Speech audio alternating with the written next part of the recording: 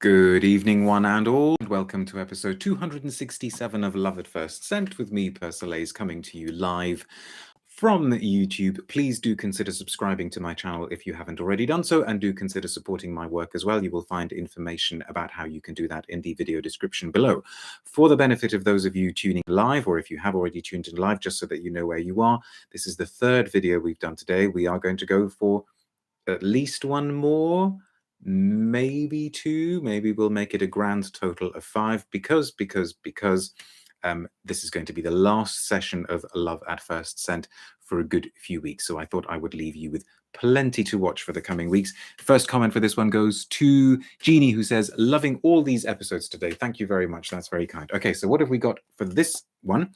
A flanker, something new from Estee Lauder. It's the latest version of Bronze Goddess. Let me just unwrap this because there's a lot of glare there, and I haven't smelled this. This doesn't come out until May, I believe. So let's just do this quickly.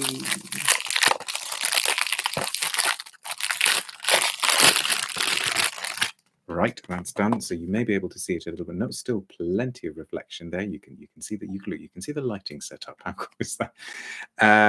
Comments from Natalie saying hello from The Hague. Rich Mitch is saying hello. Heinke says, I like the idea of a Bronze Goddess Nuit. Who is the perfumer? I don't think I'm going to be able to tell you today because, you know, typical Estee Lauder don't reveal the perfumer. I still don't really understand why they don't do that officially. Fahmi says, hello back. Margie says, hi, Mr. P from California. Love the original, says Cynthia. Right. Okay, so let's just talk very briefly about the original. This is the bottle of the new one. Quite a smart. I don't know if you can make out there that it's an interesting sort of combination of a bronzy base with a sort of it's not quite turquoise, is it? But maybe sort of bluey top. And I'm glad somebody said they like the original, because the original, which I think is from 2008, I'm kind of fond of as well. If you want that kind of sunscreen scent that does the whole coconut, body butter, body oil, biscuity, buttery kind of thing, then Bronze Goddess works really well and is a great name for it. So I have no idea what they've done for this Nuit version, but I do know that it's meant to tie in with a makeup palette. So that I guess there's going to be a bit of an advertising campaign that puts it all together. So let us spray. This is the Nuit version of Bronze Goddess, new from Estee Lauder. Let's see. Okay. A lot of you are probably watching the forehead now.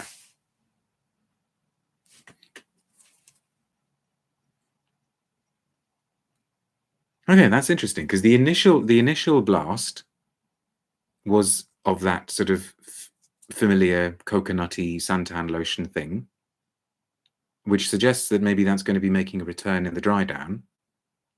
But then it goes into, now, what effect is it having on the Filofax in my brain? It's just made me think of a scent that I have not thought about for the longest time. Another flanker. Who remembers Obsession Night?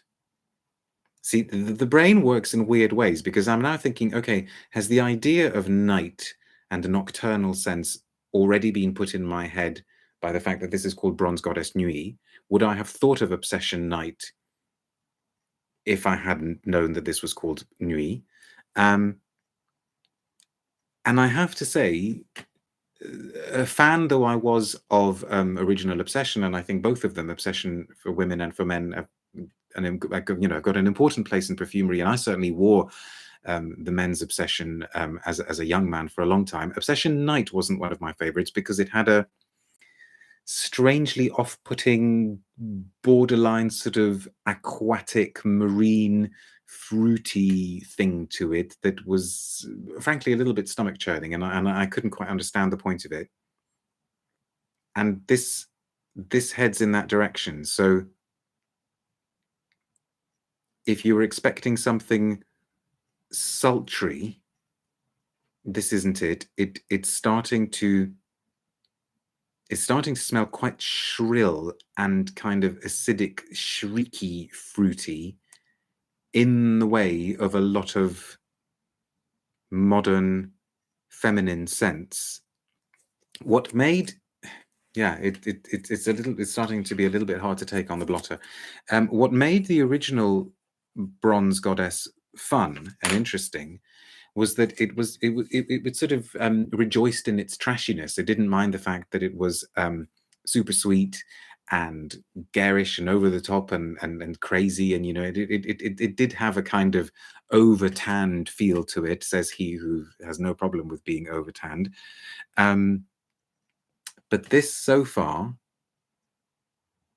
yeah, I can't describe this one as being fun.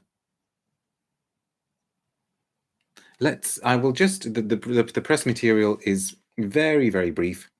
It says, as the sun sets on a private island paradise, of course, a sensational landscape of endless beaches illuminates under the stars. With the new Estee Lauder Bronze Goddess Nuit collection, the twilight is yours for the taking. Eliciting the sights and scents of a warm summer night, this limited edition collection, I wonder if that means that the scent is limited edition as well, includes a radiant and seductive amber floral fragrance and a bold eyeshadow palette. Okay, so the fragrance, a luxurious amber floral fragrance that evokes Bronze Goddess's signature feminine sensuality with a luxurious with a luxurious warmth and sultry sophistication. No, it's not sophisticated. The fragrance opens with a bergamot essence and petals of ylang-ylang, their spicy floral facets enhanced with smoldering pepper. I mean, yeah, there's a kind of generic white floral feel to it, but okay. Jasmine Sambac is met with the splendor of night-blooming orchid notes. Together they form an exquisite moonlit bouquet, blossoming boldly in the heat of the night. Salted coconut notes further evoke the essence of the original Bronze Goddess fragrance.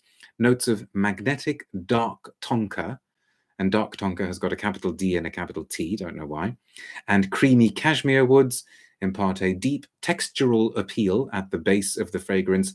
Luxurious, sparkling ambrox sets it all aglow. I've just seen Magdalen's comment saying, always the private islands, never the charter all-inclusive deals. No comment.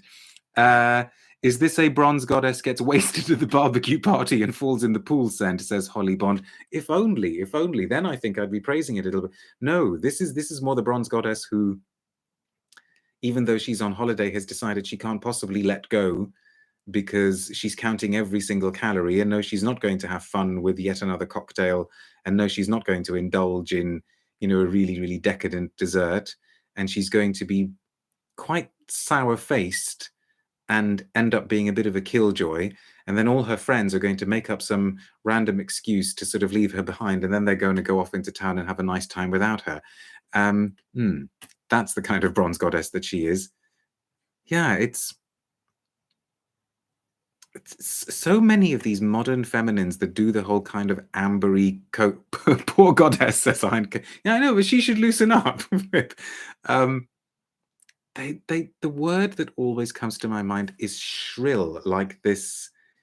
But you just kind of go, oh, can you just tone it down, please? And can you actually put in a bit more sultry sophistication in there? It's just really, really a little bit too hard to take. I mean, coconut notes are hard to take anyway, but Bronze Goddess did it well. And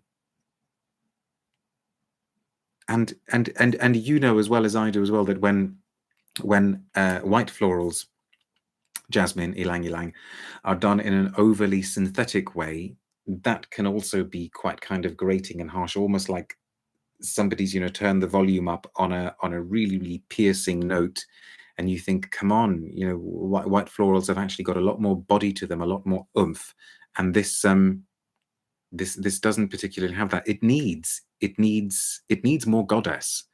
It needs more goddess and less alabaster statue. Rachel says, yes, tone it down. I felt that. Yeah, and that's not to say that it's shouty. It's just shrill. It's just a little bit too high pitched, like it's just trying ever so hard and then ending up sort of looking like it's sucking a lemon. So, and in that sense also, it reminds me of the least likable facets of Tom Ford Black Orchid. But then heaven knows that's been a tremendously successful scent. So maybe that's what they're kind of going for. Gavin says, I think the question we should all ask, I'm not going to get this reference, am I? I think the question we should all ask ourselves before putting on a perfume is, would Sylvie from Emily in Paris wear this? I don't watch enough TV. That's a Netflix thing, right? I don't watch enough series and TV stuff to get references like that. So let's see what Maudlin says. I imagine someone out with pinchers plucking a stray hair instead of enjoying herself. Maybe that kind of thing. Let's see if the blotter update makes us think differently. Okay, we have done 3 videos, so thank you very much for those of you who have tuned in so far. We're going to try and go for 2 more. We're going to go for the quintet. We're going to be back with, in a few minutes, with a sort of showcase of a brand, of a new brand, or at least a brand that was new to me, although I think it's probably new to everybody. So thanks for watching this one, and see you in a few moments.